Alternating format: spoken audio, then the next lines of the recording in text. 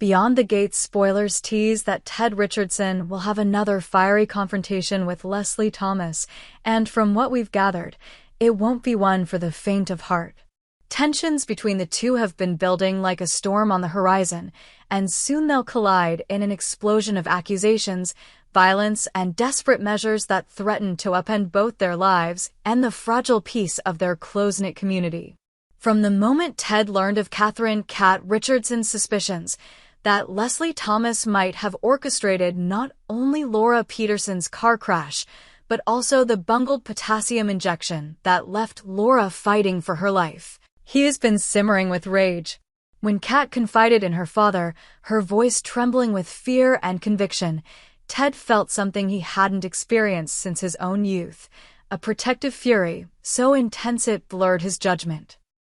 Cat, now herself a mother, watched her daughter's pale cheeks turn ashen in the hospital waiting room and swore she would find the person responsible. That sworn oath became her father's crusade.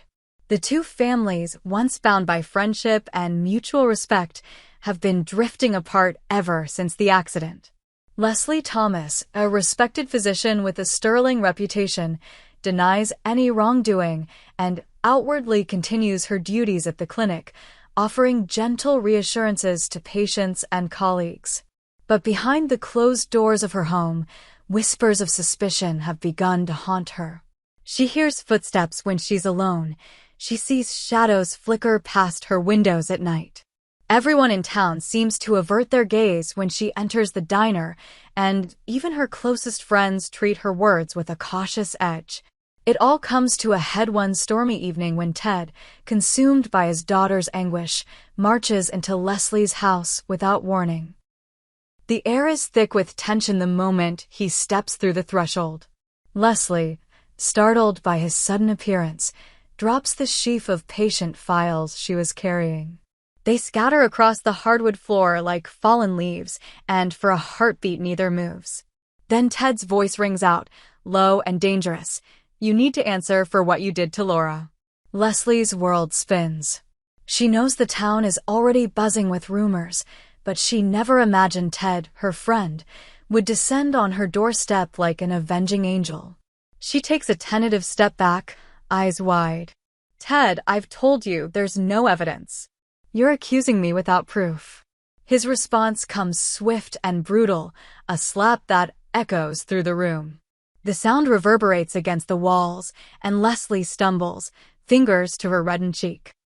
For a moment, all is silent except the pounding of Leslie's heart. She presses a hand to her face, shock and humiliation warring in her eyes. Ted's chest heaves with anger. "I'm done listening to lies," he snarls. "You almost killed Laura.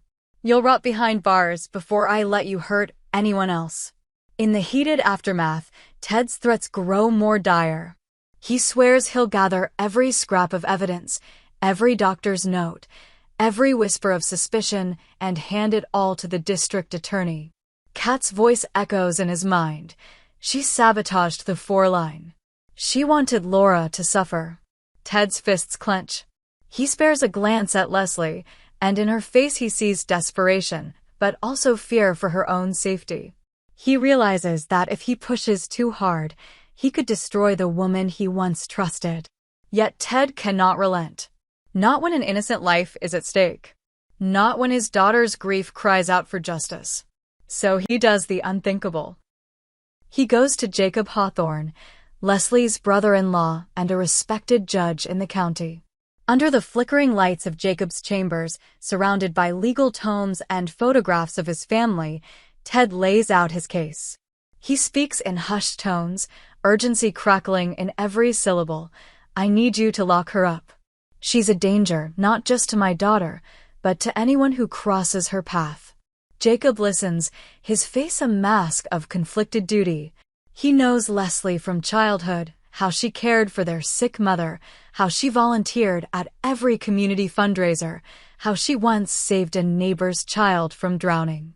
And yet, the specter of that fateful injection hangs over them all. Jacob's gavel of justice wavers in his mind. Could his sister-in-law really be capable of such betrayal? Or is Ted's grief twisting facts into fiction? As Ted presses on, Jacob's resolve hardens. He agrees to open a formal investigation to review the medical records and subpoena witnesses. Leslie's fate, her freedom, now hinges on a legal battle as cold and unyielding as steel. Leslie Thomas feels the noose tighten around her throat. When word reaches her that Jacob Hawthorne has authorized search warrants and court orders, fear tips into panic. She is a physician, someone who has devoted her life to healing, yet now the very tools of her profession are being used to condemn her. Late at night, she paces her living room, the ticking clock mocking her with every second that passes. Desperate, she reaches out to an old friend in the medical community, a doctor from her residency who owes her a favor. She begs for advice, for help in finding an exculpatory statement, for any record that might absolve her. But every lead seems to circle back to the same damning evidence: the faulty 4 bag, the inexplicable notes in the chart, the witness who claims she saw Leslie near the crash site a week before Laura's accident. Consumed by dread, Leslie's thoughts turn darker. She remembers the rage and pain she felt when she learned Laura would survive, but only after months of agony. She recalls the suspicion in Kat's eyes when she visited her father's house, the accusations flitting through their hushed conversations. It had been a blow she never saw coming, the saddest betrayal of her career. And now she knows she must fight back or be destroyed. One cold morning, Ted returns home to find Leslie waiting on his porch. Her eyes are wild, her posture tense. Before he can speak, she lunges, striking him across the face with a heavy medical textbook. He staggers backward, blood blossoming from his lip. Shock ripples through him as pain sharpens his senses. Leslie takes a step forward, tears streaming. "You will not ruin me. I will not go down for a crime I did not commit." In that moment, something irreparable breaks between them.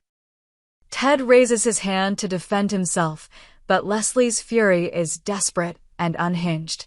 She shoves him aside and flees down the walkway, her coat swirling in the autumn wind. Ted, clutching his side, watches her silhouette disappear into the misty morning. Word of the attack spreads like wildfire. Some neighbors whisper that Leslie must have snapped under the pressure. Others say she's innocent, driven to extremes by a flawed investigation. Meanwhile, Jacob Hawthorne expedites the arrest warrant. Leslie, on the run and terrified, must decide her next move: face the charges and risk a conviction, or vanish into the shadows and fight to clear her name from afar. As the sun sets on this chapter of the saga, the Richardson and Thomas families stand at a crossroads. Ted Richardson is nursing not only his physical wounds, but a profound sense of betrayal. He wonders if he crossed a line he cannot uncross, if in seeking justice for Laura Peterson he has become a perpetrator of injustice himself. Kat watches her father with a mixture of pride and horror, torn between her need for vengeance and the flicker of doubt that maybe, just maybe, Leslie was not the monster she believed. Leslie Thomas, once a beacon of compassion, is now a fugitive in her own life. The corridors of the hospital feel like a distant memory. The comforting hum of machinery has been replaced by the siren song of pursuit. She knows her reputation is in ruins, her friends divided, and her future uncertain. Yet deep in her heart, she clings to her innocence and to the hope that the truth, however buried, will come to light. Beyond the Gates has never shied away from exploring the dark intersections of loyalty, betrayal, and redemption. As Ted Richardson prepares to testify against the woman he once called friend, and as Leslie Thomas contemplates her next desperate gambit, viewers are left to wonder, who truly is the villain in this story? And who will emerge from the ashes to claim justice, mercy, or something far more ambiguous? The gates to this chapter may be closing, but the twists and turns ahead promise to keep us guessing and yearning for more long after the credits roll. Nightfall brought a brutal quiet to the Richardson house, but inside Leslie's mind the storm raged on. News of her attack on Ted had already rippled through the neighborhood. Hushed conversations at the corner store, furtive glances in the school drop-off line, and a single, damning headline in the local paper. "Doctor on the run?" the banner asked, though to Leslie it felt like a verdict rather than a question. She lay on the sagging bed in her sparsely furnished rental unit, her real home, under police scrutiny, each floorboard a reminder that she was no longer safe. The dense stack of case files she'd pilfered from Jacob Hawthorne's chambers sat on the desk across the room. Inside them lay her only hope: witness statements, medical logs, procedural audits, anything that might cast doubt on Ted's accusations. But fear made each page blur. She couldn't trust her own judgment anymore, nor the loyalty of those around her. Meanwhile, Ted Richardson nursed his wounded pride and his bruised face above the traffic-clogged streets of Baltimore. The fallout from Leslie's desperate strike fueled his conviction. She was dangerous, unhinged, and intent on silencing anyone who stood between her and the truth. Kat, emboldened by her father's resolve yet haunted by the knowledge that Leslie had once been a friend, began her own quest. She visited the ICU where Laura Peterson lay recovering, determined to piece together the timeline of that ill-fated night. Each medical chart she scrutinized, each nurse she questioned, only sharpened her belief that someone had tampered with the 4-line and that Leslie was the prime suspect. Jacob Hawthorne, torn between professional duty and familial loyalty, convened an emergency hearing in his chambers. He summoned both Ted and Leslie, though knowing she would not comply. He placed the case files on his mahogany desk, the afternoon sun catching the gold lettering on the folders. "This investigation will proceed," he declared, voice steady but eyes betraying his inner conflict. "We'll examine the evidence with impartiality. Dr. Thomas, you have the right to counsel, though it may be difficult to find anyone willing to represent you." The words cut deeper than any slap. Leslie, desperate and cornered, realized the noose was tightening too fast. Through a contact in the hospital, she arranged to meet with one of the nurses who had treated Laura the night of the crash. They met in a deserted parking garage, the air reeking of oil and desperation.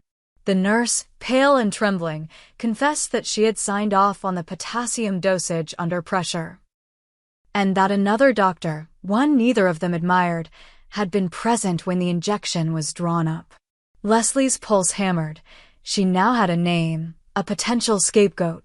But obtaining a sworn affidavit would take time, and time was something she did not have. Back at the Richardson home, Kat discovered a series of encrypted emails on Laura's medical portal, messages between Laura's insured and the pharmaceutical supplier, oddly time-stamped minutes before the injection. The forensic trail pointed not to Leslie's credentials, which were impeccable, but to someone who had accessed Leslie's credentials remotely. If she could only decrypt the rest of the thread. Kat reached out to a cybersecurity expert friend, offering hush money in exchange for rapid decryption. As she waited, her trust in her father's dogged pursuit wavered. What if they were chasing the wrong villain? Late that night, Ted sat in his study, surrounded by law books and crime scene photos. The muted broadcast of a late-night talk show spoke of high-profile betrayals, as though mocking his predicament. His phone buzzed, a text from Jacob. "We have to proceed carefully," it read. "If Leslie didn't do this, we risk exposing the truth too soon." Ted's jaw clenched. His alliance with Jacob had been born of desperation. Their mutual desire for justice now threatened to unravel into mutual suspicion. In the pre-dawn hours, Leslie made her move. She slipped out of the rental unit in a borrowed car, a nondescript hatchback with a fading bumper sticker she'd peeled off only hours ago. Her destination, a safe house arranged by her friend from her residency, a secluded cottage well outside city limits. Inside, she found a dusty study and a battered laptop. She plugged in the decrypted fragments Kat's contact had sent over, a jumble of code, but enough to reveal a critical clue. The remote access had originated from none other than Dr. Marcus Wells, Leslie's former mentor and occasional rival. Shock gave way to grim determination. She now knew whom to confront and where to find him. As dawn broke, Kat Richardson arrived at the hospital to see her mother's old friend Dr. Kane. She laid out her findings, voice tight with urgency. Erica Kane, ever the strategist, nodded thoughtfully. If you can prove someone else accessed Leslie's credentials, you not only clear her name, but expose a far bigger conspiracy, she said, her mind already racing through next steps. But you'll need solid proof, server logs, witness testimony. And you'll need it fast. Across town, Marcus Wells paced his study as Leslie confronted him at gunpoint, her hand trembling. He sputtered denials, then halting confessions. Financial pressures had driven him to sabotage Laura's treatment, hoping to inherit the clinic's main contract when Leslie was disgraced. He begged for mercy. Leslie's grip tightened on the weapon. In that moment, justice and vengeance hung poised on a knife's edge. One wrong move, and everything would shatter. Back in Baltimore, Jacob Hawthorne convened the grand jury with Ted Richardson on the stand. Just as testimonies began, Kat burst into the courtroom holding Marcus Wells's signed confession and server logs, her breath ragged. The room erupted. Jacob, realizing the depth of Wells's betrayal, paused the proceedings. He looked down at Leslie's empty seat and realized that while she had fled, she had not abandoned the truth. She had risked everything to expose the real culprit. In that charged silence, the fate of each soul intertwined, Ted's righteous fury, Leslie's desperate courage, Kat's fierce devotion, Jacob's conflicted fairness, would be decided. And beyond the smothering walls of the courtroom, the wider community braced for the fallout, the redemption of a wronged doctor, the disgrace of a mentor-turned-villain, and the restoration of faith in a justice system tested by secrecy and deceit.